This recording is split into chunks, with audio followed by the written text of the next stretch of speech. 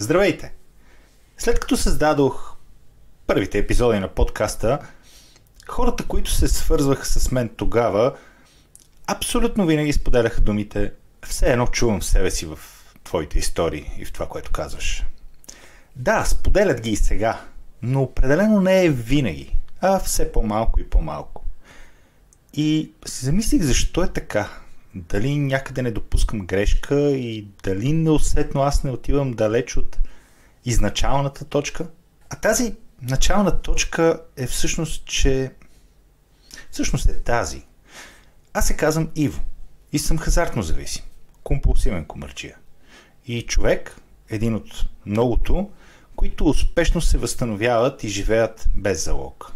Конкретно аз от 16 септември 2021 година. И точно за това днес, в този епизод, искам да се върна малко назад във времето. Да споделя история, една в случая, и изводите, които съм си направил от нея.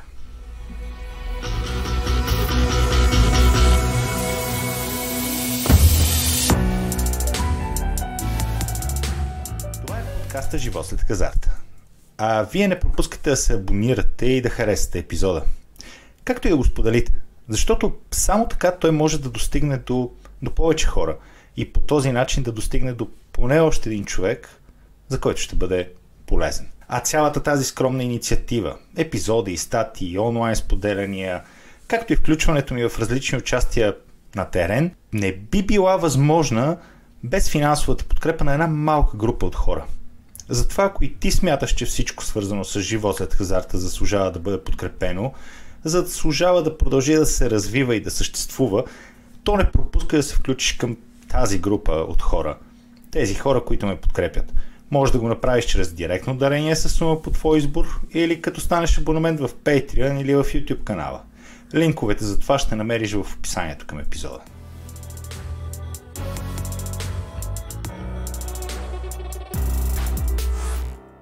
Зададох си въпроса: защо все по-малко хора не припознават себе си в думите ми?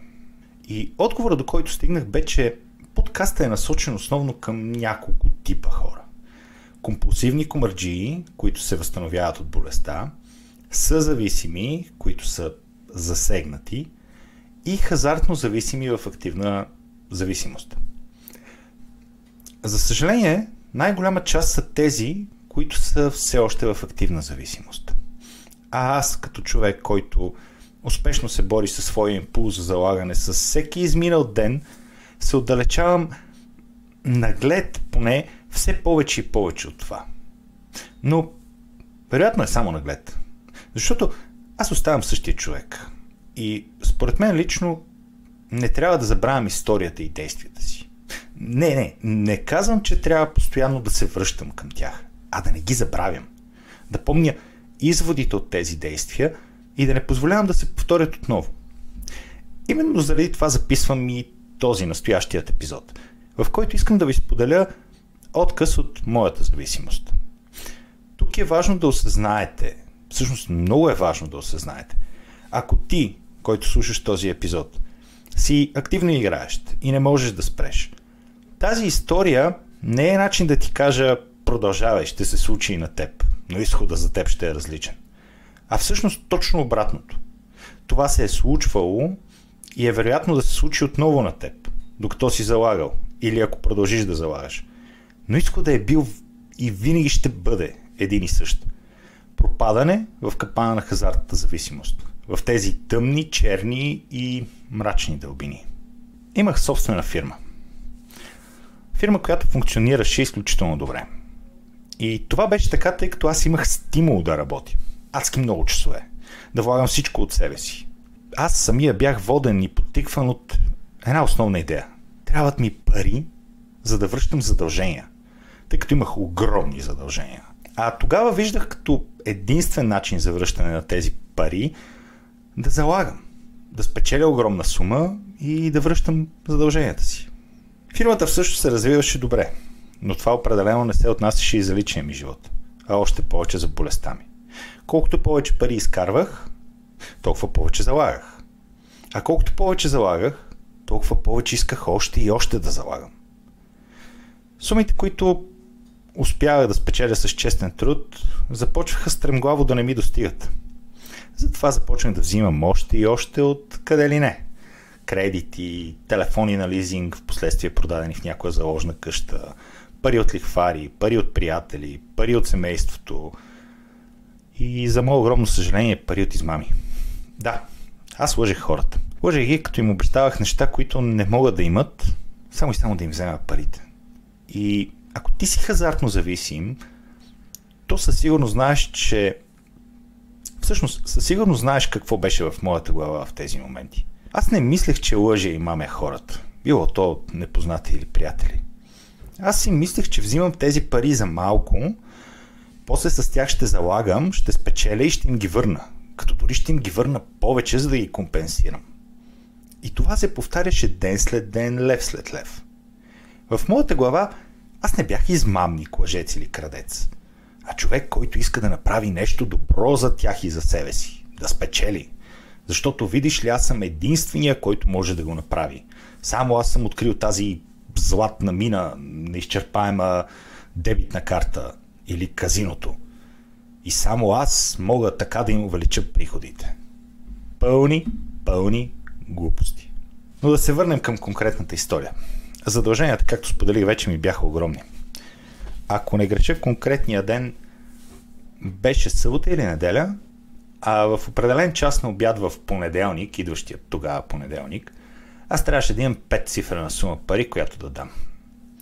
Бях успял да изкарам пари или може би да ги намеря по друг начин, не помня. Не помня със сигурност. И какво трябваше да направя, за да направя така, че да имам тази 5-цифрена сума в понеделник? Да залагам. Залозите бяха големи. Сумите от днешна гледна точка буквално непоносими. Но не спирах. Още и още и още.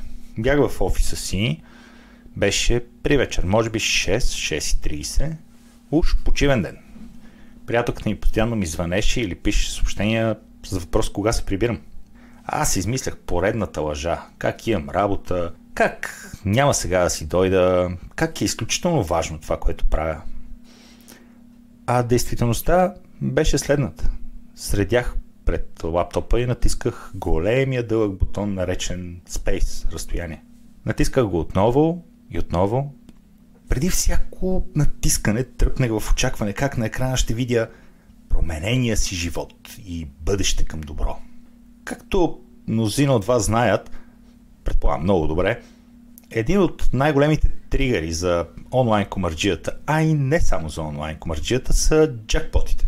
Един от най-чаканите такива са джакпот картите, където имате 4 възможни суми за спечелване под формата на 4 възможни цвята на карти с пътия, каро, купа и пика.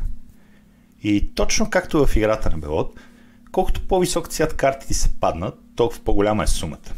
И аз натисках бутона и чаках новия си живот. И тогава играта ме вкара в тази джакпот система. Избирах карта след карта и изведнъж на екрана ми се появи "Вие спечелихте" и така нататък. Казах си: "Вау! Аз успях! Спечелих! Новият ми живот ме чака!" Бях спечелил 3-то ниво на джакпот. Купите. Сумата бе 5-цифрена и напълно достатъчна, за да покрия задълженията, които идваха в понеделник, за който споменах преди малко. Еуфория, радост, силно сърцебиене. Аз бях успял. Разбирате ли? Успял. Но знаете ли? Всъщност, това продължи буквално секунди. 5, 10, максимум 20. След това остана сърцебиенето и мислите. Мисли от типа на: "Хайде още малко да опитам. То сега ми е дал. Значи ще даде и още." И този тип мисли продължих с: "Сега е момента да промениш не само понеделника, а целия си живот. Сега ще спечелиш. Ето сега ще докажеш на всички, че са грешали и ти си успял." И аз продължих. Виждах 5-цифрената сума на екрана пред себе си и натисках. Натисках още и още и още.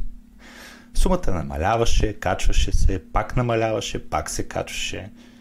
А в полето със стойността на залога сумата вървеше само нагоре.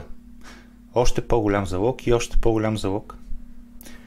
Това продължи няколко часа, поне в моите спомени. Едно влакче на ужасите. Буквално. Но за разлика от тези влакчета на ужасите в Дисниленд или в някой друг голям веселителен парк, моето влакче катастрофира. След няколко часово возене на него, сумата в полето на личност бе 0 лева. А новият ми красив и готин живот трябваше да почака още няколко години. Всъщност почака до 2021 година и по-конкретно до 16 септември. Както когато споделих и моя последен залог. Няколко години чакане, години в които отново се возех на това влакче. Няколко години на тежки изпитания, на много страдание, на много черни дни, на редица мисли за приключване на живота ми, на загубени приятели, съсипано семейство, съсипани бизнес начинания, загубени чувства и загубено време. Това е една от многото такива истории в моето хазартно минало. Това е история, която съм сигурен, че си имал и ти. Без значение дали се отнася за голям или малък джакпот или голяма или малка печалба от хазарта. Това всъщност е история и доказателство, че нито една печалба не е достатъчна за един компулсивен комарджия. Нито една. А всъщност всяка една печалба е само единствено бъдеща загуба. Нищо повече от загуба. И тук следва въпроса. Постоянно ни се казва от всякъде, че ще спечелиш големи пари и че ще промениш живота си и така нататък. Нали? Това рекламират, това промотират. Нали? Всички казват, че това е целта на хазарт. Да спечелиш.